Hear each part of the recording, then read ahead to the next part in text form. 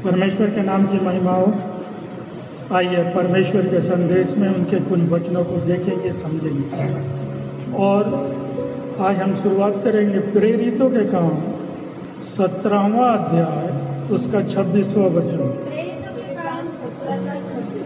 उसने एक ही मूल से मनुष्य की प्रत्येक जाति को बनाया कि संपूर्ण पृथ्वी पर बस जाए, और इसलिए उसने उनका एक निश्चित समय तथा उनके निवास की सीमाएं निर्धारित कर दी। वचन कहता है उसने एक ही मूल से मनुष्य की प्रत्येक जाति को बनाया कि संपूर्ण पृथ्वी पर बस जाएं, और इसलिए उसने उनका एक निश्चित समय तथा उनके निवास की सीमाएं निर्धारित कर दी। वचन क्या कह रहा है कि उसने एक ही मूल से, एक ही तरह से हर एक मनुष्य को, प्रत्येक जाति को बनाया। और क्या किया बनाने के बाद? ताकि वो क्या करे? संपूर्ण पृथ्वी पर बस जाएं। उसने पृथ्वी मनुष्यों को बना के दे दी कि जाओ, बस जाओ। और इसलिए उसने उनका एक निश्चित समय तथा उनके निवास की सीमाएं निर्धारित कर दी। ये जो है पंक्तियां, ये काफ़ी समझने लायक है कि आगे वो क्या कह रहा है। इसलिए उसने, किसने? परमेश्वर ने उनका एक निश्चित समय, जब पृथ्वी पर परमेश्वर ने मनुष्य को बना के भेजा और कहा कि पृथ्वी पर तुम वास करो, लेकिन उसने क्या किया? उनके एक निश्चित समय निर्धारित कर दिया, जिसको हम क्या कहते हैं? अपनी आयु। उसने एक निश्चित कर दिया कि इस व्यक्ति की उम्र, इसकी आयु क्या होगी इस पृथ्वी पर, निश्चित किया तथा कि उनके निवास की सीमाएं निर्धारित कर दी कि पृथ्वी पर ये व्यक्ति कितने दिन निवास करेगा। इसका एक सीमा परमेश्वर ने निर्धारित कर दी। इसलिए कोई ये ना सोचे कि पृथ्वी पर वो हमेशा बना रहेगा। वचन साफ कहता है कि उसने मनुष्य को एक तरह से बनाकर पृथ्वी पर तो भेजा, लेकिन साथ में क्या किया? उनकी आयु निश्चित कर दी। इसलिए शरीर का मरना निश्चित है, क्योंकि परमेश्वर ने निर्धारित कर दिया। और सबसे बड़ी बात, हम में से कोई नहीं जानता कि वो समय कितना है, वो सिर्फ पिता जानता है। परमेश्वर जानता है कि उसने मुझे क्या उम्र दी है, मुझे क्या आयु दी है, ये परमेश्वर जानता है। आगे जरा दूसरा वचन निकालिए, फिलिप्पियों 3:20। परंतु हमारी नागरिकता स्वर्ग की है, जहाँ से हम उद्धारकर्ता प्रभु यीशु मसीह के आगमन की प्रतीक्षा उत्सुकता से कर रहे हैं। फिलिप्पियों 3:20 कहता है, परंतु हमारी नागरिकता स्वर्ग की है, जहाँ से हम उद्धारकर्ता प्रभु यीशु मसीह के आगमन की प्रतीक्षा उत्सुकता से करते हैं। फिलिप्पियों 3:20 क्या कह रहा है? वो कह रहा है परमेश्वर ने मनुष्य की एक आयु, एक सीमा निर्धारित क्यों कर दी पृथ्वी पर? क्योंकि हमारी नागरिकता स्वर्ग की है। परमेश्वर के विश्वासी स्वर्ग के नागरिक हैं। इसलिए पृथ्वी पर से उन्हें वापस परमेश्वर अपने पास बुलाएगा, ले जाएगा। इसलिए उसने एक सीमा निर्धारित कर दी कि ठीक है, पृथ्वी पर इतना दिन तुम रहोगे, मेरे ये काम तुम करोगे, उसके बाद तुम मेरे पास वापस आ जाओगे। हमारा प्रभु यीशु मसीह भी आया, प्रचार किया, चमत्कार किए, वापस पिता के दाहिनी ओर विराजमान है। इसलिए परमेश्वर ने हमारी भी एक सीमा निर्धारित की, क्योंकि हमारी नागरिकता यहाँ की नहीं है, स्वर्ग की है, जहाँ से हम उत्सुकता से प्रभु यीशु मसीह के आगमन की प्रतीक्षा उत्सुकता से करते हैं। फिर यहाँ रह के हम तो क्या कर रहे हैं कि कब हमारा प्रभु यीशु मसीह आएगा, हमें ले जाएगा। कहाँ ले जाएगा? जहाँ के हम नागरिक हैं, जहाँ की हमारी नागरिकता है। और क्या कहता है? उत्सुकता से करते हैं। विश्वासियों को उत्सुकता से करनी चाहिए। बहुत लोग निराश होते हैं, कुछ करते ही नहीं, उनकी इंतजार, आगमन की प्रतीक्षा। लेकिन कहता है तुम्हारे लिए, तुम पृथ्वी पर क्यों रहोगे इस दुनिया में जहाँ न तुम्हें शांति कोई दे सकता, न सुख न चैन।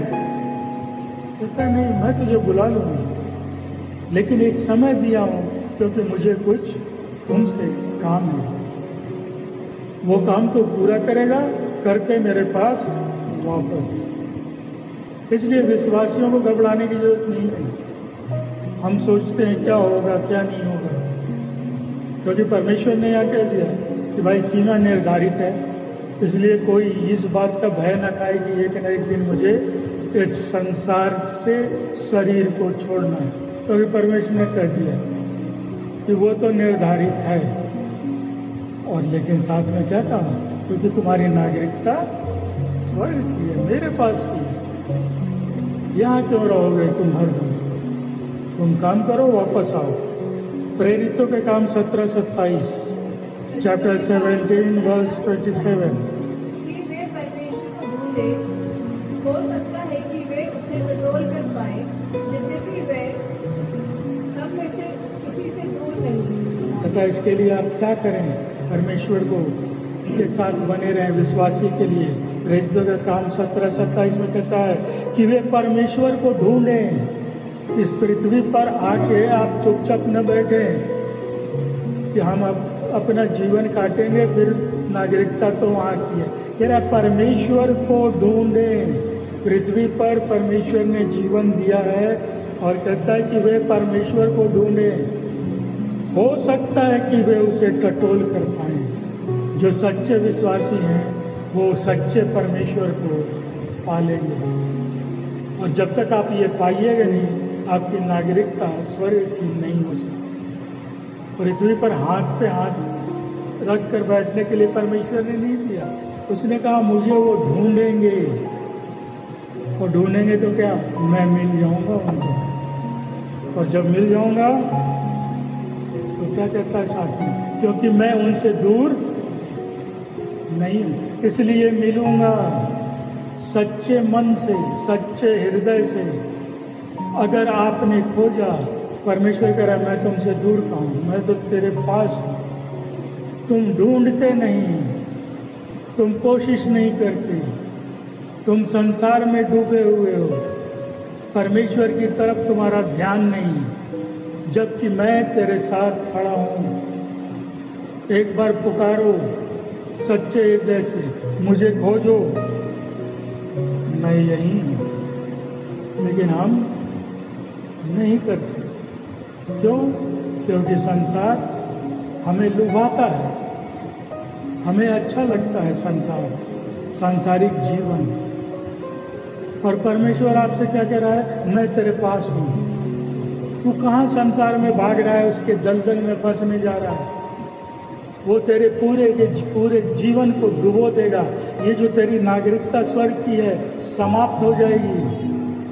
तू संसार के दलदल में धंसता चला जाएगा। तुझे बचाने वाला कोई नहीं मिलेगा। धक्का देने वाले 50 मिल जाएंगे, बचाने वाले कोई नहीं मिलेंगे। इसलिए कहता है मैं तो पास हूं, लेकिन तुम्हारा ध्यान कहीं और, तुम मुझे खोज नहीं रहे, और खोज से तो अब तक पा लिए होते। इसलिए हमें परमेश्वर पर ध्यान देना है। और खोजे क्यों परमेश्वर को? हम ये भी कोई कह सकता है कि उसके खोजने की क्या जरूरत है मुझे, जो अदृश्य है, जो दिखता नहीं। हमें मनुष्य दिखते हैं तो हम उन पर ज़्यादा भरोसा करते हैं, उनमें किसी को खोजते हैं अपना, लेकिन परमेश्वर तो दिखता नहीं, इसलिए हमें उनसे न खोजते हैं परमेश्वर को, न पूछते हैं। इसलिए क्यों खोजना है? प्रेरितों के काम को निकालिए 17-28। प्रेरितों के काम 17 का 28, क्योंकि उसी में हम जीवित रहते, चलते फिरते और अस्तित्व रखते हैं। जैसा कि तुम्हारे अपने कुछ कवियों ने भी कहा है, हम भी तो उसी की संतान हैं। प्रेरितों के काम 17-28 साफ कर देता है क्यों आप परमेश्वर को ढूंढेंगे, किस लिए परमेश्वर चाहिए आपको जीवन में। और कहता है वचन, क्योंकि उसी से हम जीवित रहते हैं। आपकी नागरिकता, आपका स्वर्ग का जो राज्य है, उसमें जीवित रहने के लिए जो आप कहते हैं अनंत जीवन, वो परमेश्वर में छुपा है। कह रहा है क्योंकि उसी में हम जीवित रहते हैं। शरीर तो जाएगा, वो परमेश्वर ने कह दिया भाई, एक सीमा निर्धारित है सबकी, जो कोई तुम में से नहीं जानता, लेकिन वो सीमा समाप्त हो इससे पहले मुझे खोजो, मुझे ढूंढ लो। कहीं ऐसा ना हो कि तुम देर कर दो मुझे ढूंढने में। तुम सोचो अभी बहुत जीवन है, थोड़ा और संसार के मजे लेने के बाद परमेश्वर को ढूंढूंगा, हो सकता है आपको वो मौका न मिले, क्योंकि किसका जीवन कब समाप्त होगा कोई नहीं जानता। आज मैं यहाँ अभी बोल रहा हूँ, दूसरे पल मेरे साथ क्या होना है मैं भी नहीं जानता, सिर्फ परमेश्वर जानता है। इसलिए वो कह रहा है कि जीवन परमेश्वर में है, आप उसी से जीवित रहते, इसलिए परमेश्वर को ढूंढ लो। कब तक? जब तक जीवन है पृथ्वी का, तब तक ढूंढ लो, क्योंकि जब ढूंढ लोगे और ये जीवन समाप्त होगा तो तुम स्वर्ग राज्य के अधिकारी होगे, परमेश्वर के साथ होगे, क्योंकि उसी में हम जीवित रहते हैं, चलते फिरते और अस्तित्व रखते हैं। अगर परमेश्वर हमारे जीवन में नहीं है तो हमारा कोई अस्तित्व नहीं, हम कुछ भी नहीं है। इसलिए कहता है कि तुम्हारा चलना फिरना अस्तित्व परमेश्वर से जुड़ा हुआ है। इस बात को तुम क्यों नहीं समझते? मैं तुम्हारे पास हूं, ढूंढो। और क्या कह रहा है? तुम पा जाओगे, ये भी कह रहा है। सच्चे मन से करोगे तो मैं छुपूंगा नहीं, तुम मुझे पालोगे। लेकिन आपको ढूंढना तब तक ही, उसके बाद ढूंढने का कोई समय नहीं है। जीवन समाप्त, सब कुछ समाप्त, फिर अनंत जीवन भी गया, नागरिकता भी गई, सब कुछ गया, सब आपने खो दिया। किस लिए? केवल एक गलती, परमेश्वर ने कहा था मुझे ढूंढो, आपने नहीं ढूंढा। आपकी ये एक गलती सब कुछ समाप्त कर। लेकिन आप परमेश्वर के साथ जब रहेंगे, वहाँ आपका जीवन होगा, अनंत जीवन जिसको हम कहते हैं। संसार का जीवन समाप्त हो जाएगा। आपके घर परिवार वाले कितने 2 महीने, 6 महीने, साल भर रो लेंगे, दुख मना लेंगे, उसके बाद सब भूल जाते हैं। वही कह रहा है तेरा अस्तित्व ही खत्म हो जाएगा, हो जाता है यहाँ से। उसके बाद कौन किसको याद करता है? न बेटा माँ बाप को याद करता है, न कोई किसी को। 2, 4, 10, 12 साल भर, उसके बाद किसको याद है? लोग भी भूल जाते हैं। लेकिन परमेश्वर कह रहा है मैं तुम्हारे पास हूँ भाई, मैं नहीं भूला हूँ, मैं तुम्हें बहुत कुछ देना चाहता हूँ। क्योंकि जीवन नहीं रहा, अस्तित्व खत्म, लेकिन आत्मा का अस्तित्व आत्मिक पिता से है, जो कभी समाप्त नहीं हो। लेकिन आप अगर उसको पाएं तब। क्यों? क्योंकि थोड़ा सा समय, आपने उदाहरण देखा है बाइबल में कि थोड़ी सी देर होती तो बहुत बड़ी चूक हो सकती थी। ये बाइबल में है, मैं उसको आपको याद दिलाऊं। लूका की पुस्तक निकालिए, 23वां अध्याय निकालिए, 39 से 43। 39 से 43। जो वहाँ लटकाए गए थे उनमें एक अपराधी यह कहकर उसकी निंदा कर रहा था, क्या तू मसीह नहीं? अपने आप को और हमें बचा। एक एक करके रुकिए। ये 39 में क्या कह रहा है? ये उस समय की घटना है जब यीशु को क्रूस पर चढ़ा दिया गया था। यीशु को मारने के लिए क्रूस पर लटका दिया गया था। उसके साथ 2 अपराधी भी थे, उन्हें भी क्रूस पर लटकाया गया। उनमें से एक बंदा जब यीशु क्रूस पर चढ़ता है तो एक अपराधी क्या कहता है? जो वहाँ लटकाए गए थे उनमें से एक अपराधी ये कहकर यीशु की निंदा करने लगा। क्या कहते? क्या तू मसीह नहीं है? अरे तू तो मसीहा बनता था, तुझे लोग मसीह कहते थे, तो क्या तू वो मसीहा नहीं है? अपने आप को और हमें भी बचा अगर है तो। हमारे में अगर इतनी ताकत की चमत्कार दिखाते थे मसीह थे तो अपने को भी बचाओ, मुझे भी बचाओ, क्योंकि हम भी मरने पर हैं, तू भी मरने पर है, क्रूस पर लटका दिए गए हैं। आगे पढ़ो 40। पर दूसरे ने उसे डांट कर कहा, क्या तू परमेश्वर से भी नहीं डरता? तू भी तो इसी निर्णय के अंतर्गत दंड पा रहा है। 40 में क्या कहता है? दूसरा चढ़ाया गया था अपराधी, पर दूसरे ने उसे डांट कर कहा, पहले वाले को जिसने ये कहा था कि क्या तू मसीह है तो अपने को बचा, क्या तू परमेश्वर से भी नहीं डरता?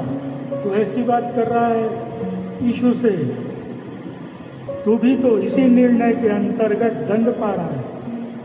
अरे तू भी तो दंड पा रहा है, फिर भी तू नहीं डर रहा। तूने अपराध किए, उसने कोई अपराध नहीं किया यीशु ने, फिर भी वो क्रूस पर लटका हुआ है। तू तो अपराध करके लटका हुआ है, फिर भी नहीं डर रहा। हाँ आगे। और वास्तव में हमारे साथ तो न्याय हुआ, क्योंकि हम तो अपनी करनी का उचित फल भोग रहे हैं, परंतु इस मनुष्य ने कोई अपराध नहीं किया। वो ये भी समझा देता है 41 में क्या, और वास्तव में हमारे साथ तो न्याय हुआ, क्योंकि हम तो अपनी करनी का उचित फल भोग रहे हैं। हम अपराधी थे, हमने हत्या की, हमने लूट की, जिसके पकड़े गए उसका फल पाके हमें मृत्यु दंड मिला है, हम क्रूस पर लटकाए गए हैं। लेकिन परंतु इस मनुष्य ने, जो यीशु मसीह क्रूस पर हमारे साथ चढ़ाया गया है, इसने कोई अपराध नहीं किया है, फिर भी दंड आ रहा है, और तू उससे ऐसी बात कर रहा है। तब उसने कहा, हे यीशु, जब तू अपने राज्य में आए तो मुझे स्मरण करना। उसने उससे कहा, मैं तुझसे सच कहता हूँ कि आज ही तू मेरे साथ स्वर्गलोक में होगा। 42 क्या कहता है? तब उसने कहा, हे यीशु, जब तू अपने राज्य में आए तो मुझे स्मरण करना। अब यीशु उसको जवाब देता है दूसरे वाले। उसने उससे कहा, यीशु क्या कहता है? मैं तो उससे सच सच कहता हूँ कि तू भी आज ही तू मेरे साथ स्वर्गलोक में होगा। ये क्या था? अगर वो अपराधी थोड़ी देर और रुक जाता तो वो स्वर्गलोक में नहीं पहुंचता, क्योंकि मृत्यु नजदीक थी, किसी क्षण मृत्यु होना था। एक जो परमेश्वर से लेना देना नहीं, वो परमेश्वर को ही उल्टा सीधा कह रहा है, हमें भी बचा, खुद बच अगर मसीह है। दूसरा कह रहा है, उसने कुछ नहीं कहा कि मुझे स्वर्ग ले जाना, ये करना। वो कह रहा है, बस मुझे यीशु तो याद रखना कि मैं भी तेरे साथ और लटकाया गया था। लेकिन यीशु ने क्या कहा? तू इसी समय मेरे साथ स्वर्गलोक में हो। उसने स्वर्गलोक नहीं मांगा, उसने कहा बस मुझे याद रखना। हम करते हैं, अगर करते हैं तो हमारे लिए भी यही वचन, तुम स्वर्गलोक में होगे। लेकिन अगर थोड़ा देर कर देता वो ये बात कहने में कि मुझे स्मरण रखना, स्वर्गलोक में नहीं होता। दूसरा गया, दूसरे को कुछ नहीं मिला, एक ने अपने अस्तित्व को बचा लिया, एक ने अपने अस्तित्व को खो दिया। यही हमारे साथ भी होगा।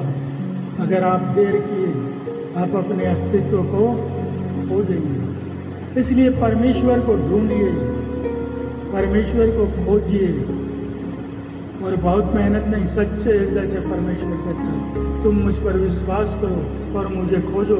क्यों? क्योंकि मैं तुम्हारे पास हूँ। तुम भले नहीं देख पा रहे, तुम्हारी ये शारीरिक आंखें मुझे नहीं देख पाएंगी, लेकिन तुम्हारी मन की आंखें, तुम्हारी आत्मा की आंखें अगर खुल गई, तुम मुझे देख लोगे, तुम मुझे समझ लोगे। इसलिए परमेश्वर को आत्मिक आंखों से देखें। संसार की ये आंखें नहीं देख पाएंगी, ये तो कुछ दिन में देखना भी बंद कर देंगी। धीरे धीरे जैसे आपकी उम्र बढ़ेगी, फिर चश्मे लग जाएंगे, उसके पावर बढ़ते रहेंगे। लेकिन आत्मा का जो आंखें हैं, उसकी रोशनी नहीं घटती, क्योंकि हमारी आत्मा परमेश्वर की देन है। मजलो कहता आत्मिक, इसलिए आत्मिक आंखों से देखें और समझे कि परमेश्वर ने क्यों निर्धारित किया है। इससे भयभीत ना हो। कोई थोड़ा सा ज़्यादा बीमार पड़ गया और डर गया कि अब लगता है कि मेरी ही मृत्यु हो सकती है, बिल्कुल हो सकती है। लेकिन अगर आप विश्वासी हैं तो आप जानते हैं कि मैं अब अपने पिता के पास, जो मेरा देश है, जहाँ से मैं नागरिक हूँ, वहाँ जाने वाला हूँ। परमेश्वर संसार की इन कष्ट, दुख, तकलीफों से अब मुझे मुक्ति दे रहा है। अब मैं परमेश्वर के पास, अपने पिता के पास सदा के लिए रहूँगा। और ये बात बिल्कुल आप समझिए कि आप कितना विश्वास करते हैं और कब से विश्वास करते हैं।